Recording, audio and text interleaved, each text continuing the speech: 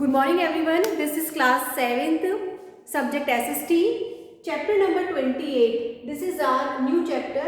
Chapter name is Market Around Us. Okay, market everybody knows कि जब आपको कोई चीज़ परचेज करनी होती है, आपकी पेन, पेंसिल, शार्पनर, इरेजर, आपकी नोटबुक, आपका स्कूल बैग, आपकी books, copies, then where will you go? You will go market. Okay, आप मार्केट में जाकर के ही किसी चीज़ों को परचेस कर सकते हैं. तो इट मीन्स ऐसा प्लेस जहाँ पर सेलर्स भी प्रेजेंट है, बायर्स, इट मीन्स जो चीज़ों को खरीदते हैं, दैट्स कॉल्ड बायर्स, बायर्स भी प्रेजेंट है, called market. It is the definition of market is a system that enables buyers and sellers to exchange goods and services. अब यहाँ पर two words आए हैं, that is the goods and services. Goods के बारे में अभी जो हमने बात करी, दैट इज द कोई भी चीज़ जो आप परचेज करना चाहते हैं, like pencil, eraser, sharpener, your notebook, your copy, your book, your bag, everything, that's called, that we all think include in goods. And services अगर आप you are not feeling well, आपको डॉक्टर के पास जाने हैं, तो डॉक्टर क्या करेगा? डॉक्टर आपको कोई चीज़ देगा नहीं, कोई आपको गुड नहीं देगा. हम जब मार्केट में जाते हैं किसी चीज़ को परचेस करने के लिए, हम क्या करते हैं? मनी पे करते हैं और अपना गुड परचेस करते हैं. ओके, अगर हम किसी डॉक्टर के पास में जाएंगे या किसी लॉयर के पास में जाएंगे या किसी कंसल्टेंट के पास में जाएंगे, तो वो हमें कुछ गुड्स नहीं देगा, वो हमें अपनी सर्विस देगा. ओके, डॉक्टर ने आपका चेकअप किया, आपको प्रिस्क्राइब्ड किया, तो वो चीज़ें उनकी क्या हुई? Service. That time we will use the word of service. So both are different, goods and services, but a market is a system that enables buyers and sellers to exchange goods and services called market. Okay, everybody understood? That is the understanding market. A market जो है, market को समझना, किस तरीके से हम market को समझ सकते हैं.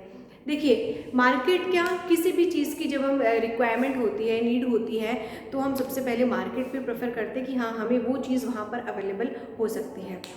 तो इट मीन्स जहाँ पर सेलर्स भी हैं प्लस बायर्स भी हैं, एक किसी भी चीज़ का सर्विस या गुड को एक्सचेंज करते हैं, तो वो चीज़ें हमारी मार्केट में इंक्लूड होती हैं. ठीक है, मार्केट के डिफरेंट टाइप हैं. हम इसको ब्रीफ में ना करके बिल्कुल एक शॉर्ट में कर लेते हैं कि मार्केट के 2 टाइप्स हैं. The first is wholesaler market and then second is reseller, it means retailer market. ठीक है, हम इसको पूरा बाद में डिस्क्राइब करेंगे, जस्ट टाइप ऑफ मार्केट. अभी हमारे पास में आ जाते हैं, that is the second point, जैसे बेनिफिट ऑफ मार्केट. मार्केट से क्या बेनिफिट है हमको, क्या ऐसा बेनिफिट होता है जो हमें मार्केट से निकलता है, मार्केट से हम कंज्यूम करते हैं. Improving people standard first point है आपके. इम्प्रूविंग, आपको इसमें काफ़ी लॉन्ग भी दिया गया है, मैंने आपको इसमें शॉर्ट में समझा रही हूँ. That is the improving people standard. Market क्या करता है स्टूडेंट्स? आपके एक जो लिविंग स्टैंडर्ड होता है पीपल का, सिटीजन्स का, उसको इम्प्रूव करता है. किस तरीके से? क्योंकि उस लिविंग स्टैंडर्ड में जितनी नीडी थिंग, रिक्वायरमेंट थिंग होती है, वो सारी, these all thing available in the market. From the market we can purchase it. Okay, it means अगर मार्केट अवेलेबल नहीं हो तो हम कहाँ से परचेज करेंगे? मार्केट अवेलेबल है, मार्केट से हम परचेज करते हैं और अपने लाइफ स्टैंडर्ड को, अपना जो लिविंग स्टैंडर्ड है उसको इम्प्रूव करते हैं. So the first is improving people standard. Second, it treats customer as a king. Market क्या करता है? मार्केट कस्टमर को एज अ किंग ट्रीट करता है. इट मीन्स हम जब किसी भी शॉपकीपर के पास में या किसी भी सेलर्स के पास में जब हम जाते हैं, तो किसी भी चीज़ की हम बोलते हैं कि सर हमें ये पेन चाहिए, इसकी हमें इस तरीके की कॉपी चाहिए, तो आपको पता होगा कि वो हमें डिफरेंट टाइप में दिखाते हैं. ठीक है, इट मीन्स उनको अपना प्रोडक्ट सेल करना होता है, वो हमें एज अ किंग ट्रीट करते हैं. ठीक है, अपने प्रोडक्ट को सेल करने के लिए. फिर जब हमें वो 10 ऑप्शंस में से कोई 1 ऑप्शन पसंद आ जाए, हम उसको सेलेक्ट कर लेते हैं, दैट टाइम हम उसको परचेज कर लेते हैं. तो इट मीन्स मार्केट क्या, शॉपकीपर्स क्या करते हैं? It treat customer as a king. Next, generate employment. अब मार्केट एम्प्लॉयमेंट कैसे जनरेट करता है? हमने अपनी गुड्स को या थिंग्स को परचेज किया और अपने घर आ गए, बट मार्केट में एम्प्लॉयमेंट कैसे जनरेट हुआ? फर्स्टली देखिए, अभी आप इसको एग्जाम्पल के तौर पर समझिए। अभी ये कोई एक ऐसा पेन है जो बहुत इसकी राइटिंग स्मूथ है, इसका रिफिल जो है और पेन के कंपेयर में काफ़ी लॉन्ग लास्टिंग है, ठीक है, पॉइंटेड भी है और इसका ब्लू और डार्क ब्लू कलर में ना होकर मिक्सअप कलर है। तो इट मीन्स इस पेन की जो रिक्वायरमेंट है वो मार्केट में ज़्यादा है, इसकी डिमांड ज़्यादा हो गई है।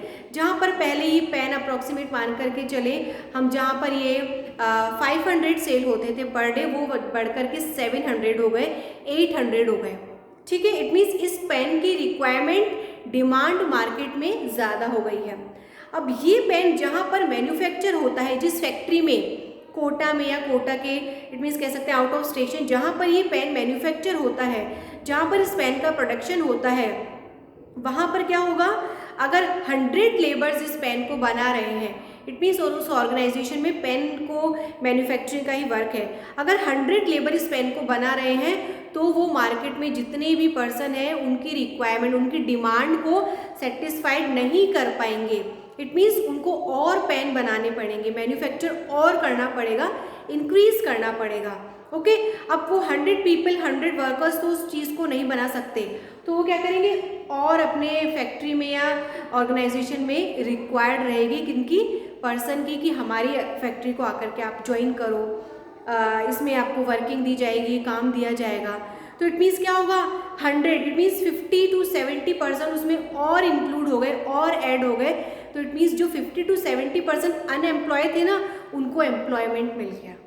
ओके, इस तरीके से उन्होंने क्या करा, किसी भी प्रोडक्ट की मार्केट में जब डिमांड ज़्यादा हो जाती है तो एम्प्लॉयमेंट बढ़ता है, unemployment decrease and employment will be increase.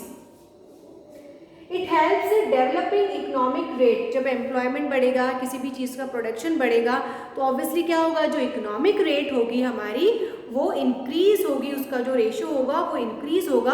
और ये चीज़ें हमारी जो इंडिया में जो फाइनेंशियल इकोनॉमिक रेट होती है उस पर प्रेशर, उस पर उसका इम्पैक्ट आता है और वो चीज़ फाइनल में जा कर के इंक्रीज होती है।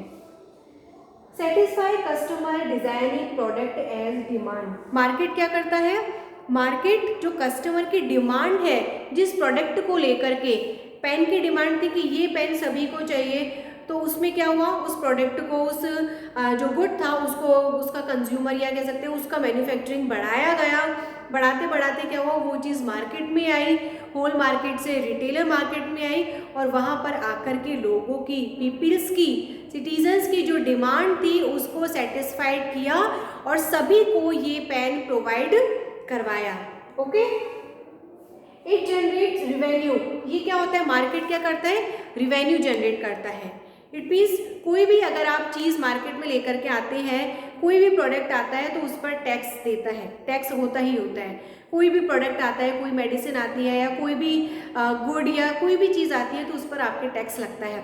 अगर मैक्सिमम गुड्स या मैक्सिमम सर्विसेज या मैक्सिमम थिंग आपकी मार्केट में सेलिंग के लिए आती है तो ऑब्वियसली क्या होता है, रिवेन्यू भी बढ़ता है। जहाँ पर 100 चीज़ आ रही थी, 100 थिंग्स आ रही थी, वहाँ पे 200 आ गई मार्केट में सेलिंग के लिए, तो ऑब्वियसली जब आप पे करेंगे उसका कुछ परसेंटेज आपके टैक्स में जाएगा and that time increase the revenue. That is last is large scale production possible. Market क्या करता है, हम पढ़ रहे हैं बेनिफिट्स ऑफ मार्केट। मार्केट क्या करता है students, large production, it means large scale पर प्रोडक्शन को क्या करता है, पॉसिबल करता है। ओके, इट मीन्स जो आपका प्रोडक्शन हो रहा है उसमें maximum max to max quantity add करके उसको प्रोड्यूस करने में पॉसिबल है मार्केट। ओके, तो understood, I hope benefits of market आपको समझ में आ गए। Today's topic was that was market, definition of market, understanding of market and benefits of market. We will take new topic in our next video, in our next class. Thank you.